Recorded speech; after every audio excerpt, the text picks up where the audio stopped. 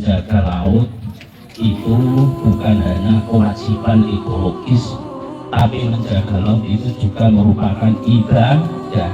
Wa idh qala rabbuka lil malaikati inni ja'ilun fil ardi khalifah. Bahwasanya manusia hidup di dunia ini diberi tugas oleh Allah sebagai khalifah.